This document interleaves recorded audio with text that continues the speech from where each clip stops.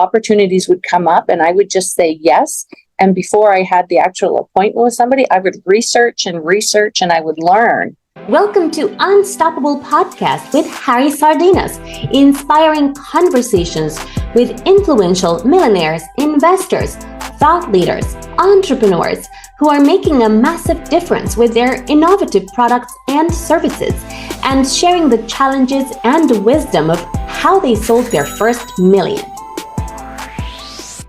Welcome everyone to our podcast, how amazing to share amazing stories how successful entrepreneurs make the first million. And today we have a special guest. Her name is Angela Jones, and she's joining us from Canada. And the first question that I would like to ask you, Angela, is why you please introduce yourself and tell us a little bit more about what you do.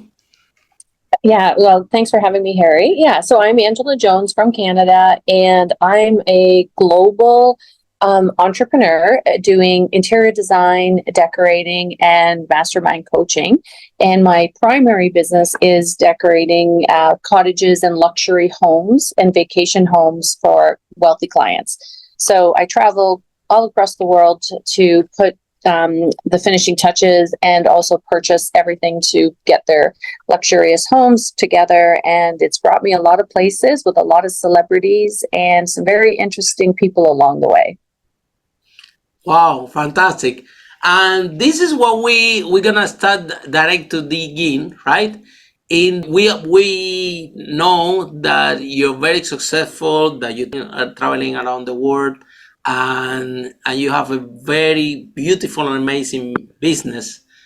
But we want to know how everything started. What was your drive? Were you passionate about interior design at the beginning of your career, or how you end up ending in this path? So my career started not as an interior design at all. Our family purchased a cottage resort where we transformed a 5-cottage resort to 20 cottages where we were developing. And then from that, then my parents ended up selling, and then I had to start over. I was like, that was my job. What am I going to do? But in the meantime, from my previous career, what I had done is gone back to school while I was learning all about building and renovating. And I got my degree for what my career is now. And from that, I had a fork in the road and I had to decide, what am I going to do? And I just said, you know what? I've always worked for somebody else, and now I'm going to work for myself. And that's when I started my company. And I remember walking downtown and I came across this empty building and I went, I know the owner. And I called him up and I said, listen, give me a chance, give me 6 months to prove myself, and I'm going to rent this place and I'm going to open up my design shop. And I just took the leap and I did it, and I never looked back. The first day I opened, I ended up getting my first $20,000 client. And at first, I had no idea what I was going to do. I didn't know how I was going to get clients. I just knew my passion was I was going to do this. And there was no looking back. And that was my first step.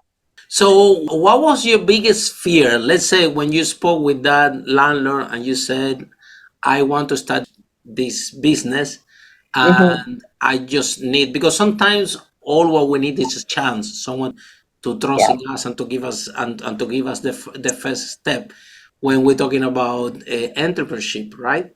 So what was the biggest fear, and what was exactly what you asked to that person? What you told him? You said, can you please give me a month for free? And if it works, I'll pay you back. If it's not, I'll pay you. So what was this type of arrangement that you create that actually led you to have your first opportunity? So I said to him, listen, if you let me renovate it, get it, I'll upgrade it.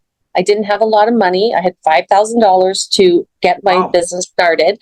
And I said to him, give me 6 months. And then at 6 months, I'll start paying you rent. But he let me, invest in the property and do that myself. And at that point, I knew I was going to stay. And then we made an arrangement and I signed a lease with them to keep going. So that was a big fear. It was like, wow, what if I can't do this? I don't want to have a commitment longer than 6 months.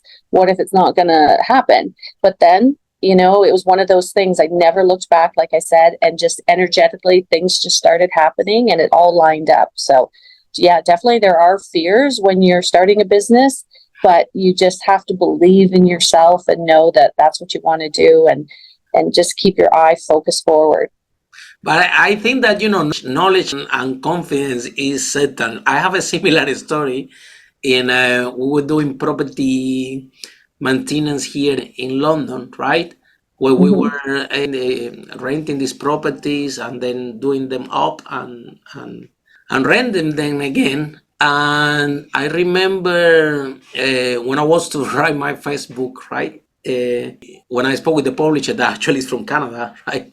With the publisher on my Facebook, he said 60,000. I said, oh my God, it's a lot of money, 60K for a book. And I just says, yes, I'm gonna do it, right? I will find the money and I will do my book, right? And then Mhm. this next week, this pub appeared here in London, close to Brick Lane, and it was exactly the same similar situation, right? I result that the pub got fired, right? It was fired, and apparently it was very damaging, and people were thinking that to fix this up, the pub plus the rooms on the top, Mhm. you had like 9 rooms, was like a mini castle, that thing, yeah. The people were thinking that they need to spend 150,000 to fix this pub up. So nobody wanted to touch it in all East London. Nobody wanted to touch this pub, yeah. And then when the worst thing, then they called me, Harry, nobody wanted, do you want? Like, because this is what I could get when I was starting my business, only what nobody wants. And then I go there and I see the pub. And actually, yeah, it got fire, but it was not that damaged. The fire brigade arrived on time. The walls, they were dark and things like that. But I'm looking at the structure, I'm looking at the building, and I'm thinking, I don't think that people they're very scared how it looks, but it's not bad. And I did exactly the same deal with the landlord. I told him, look, you give me 6 months for free, yeah? I'm gonna fix it. I'm gonna invest my money. I'm gonna put it to work, and in six Mhm. months, then I pay you rent. Yeah. That will work for you. And he said yes, because they thought that will never put. And well, the long story short, only took us 2 months.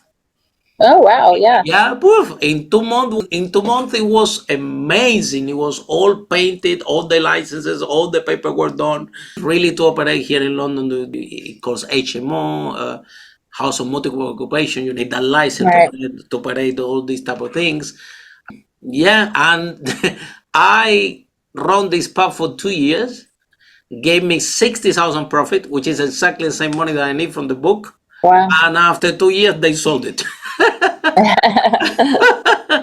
Wow. And so, however, so for everyone that is listening, right, the whole point of the first story that Angela is sharing with us is that when you're looking to start your business, right, I think Angela is sometimes it's not about the money, it's about the terms.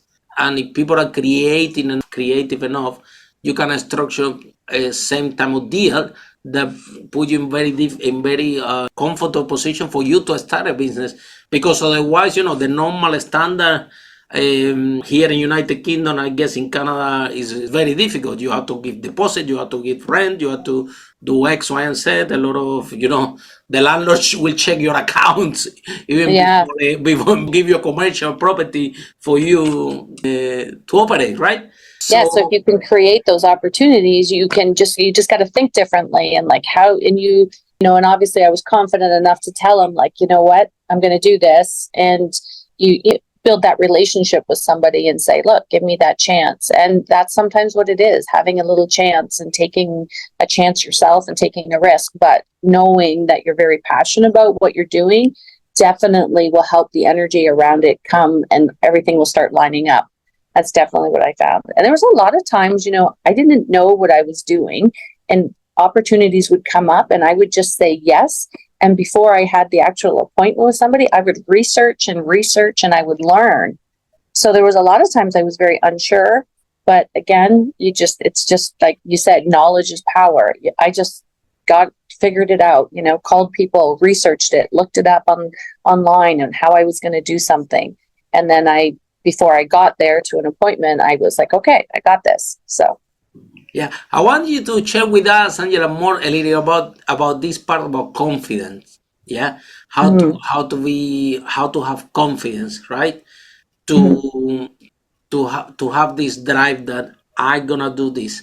Do you think that part of that confidence is because you did have previous experience and you did have previous knowledge and you knew that you can put this off, you knew that you could refurbish this property, and you already has some idea, some knowledge, or you did some research, or or or what happened there? Mhm. What because sometimes you have the first part, you say, okay, I have the knowledge and the confidence, then I can fix up the place and I can get it up and running, but am I gonna find clients? How you found your first client? Yeah, exactly. Well, How this happened? yeah, so there's a lot of factors in that, right? So having the confidence, one was I also started taking personal development courses as well. And I learned how to talk to clients. I learned how to do sales. So I educated myself, which then also helped me have the confidence when I spoke to clients. And then I became learning once you learn the relationship between people and sales and you understand people, that you're not selling, you're actually providing a service and you're fulfilling that need. It became not, oh, here, I have to make a sale. It became, how can I help you? And then that's what I built my business on, is how can I help them achieve the most beautiful place? I listened to what everybody wanted. And then I really just went, okay, let me take all that knowledge. And then I put together a package for them to pull their project together. So then they felt more confident in me that I was listening. So that was one factor. And then having that confidence in yourself by knowing that, well, I knew I could do the construction. So having experience in what I was doing, definitely. And I had been hands-on, knowing, how to build something, what can go wrong. And sometimes you have a lot of mistakes that you've learned from over the years, which then you never want to do that again to somebody else. So that gives you experience as well. So there's, everything's not always rosy, but you can learn from those experiences to then correct yourself so that then you can avoid other people from making those mistakes. So that gave me a lot of confidence as well. So yeah, I think that when we start as the career as an entrepreneur, right? So mhm. we are thinking, okay, I have a product and sell it, we make a profit, and you're in business, right? And for me, it was also like you become an entrepreneur like by type of accident, right? You do something, you sell it, you make some money, you have some profit, and wow, I have a business. But the more the more we advance in this process, we realize that we need to know a lot of things that we don't know. We need to know about accounting, about marketing, about sales, about HR, about hiring the people, and a lot of things comes to Yeah, you're right, this Harry. equation. Yeah. Entrepreneurship is not just one thing that you go, oh, I like to sell this, or I am good at that.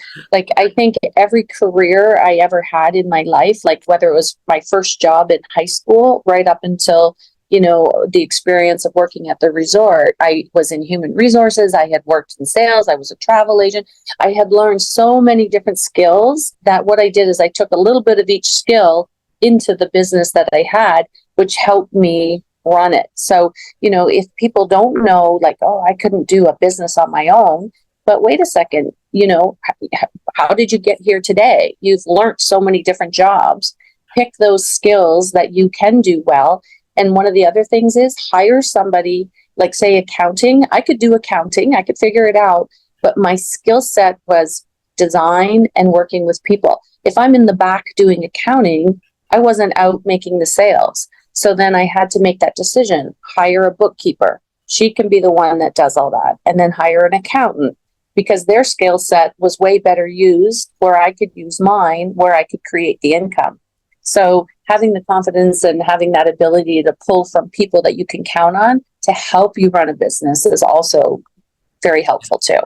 Follow us for more interviews with world's most influential, audacious entrepreneurs that overcame challenges and adversity, providing you with the blueprint of how they sold their first million so you can grow your business exponentially.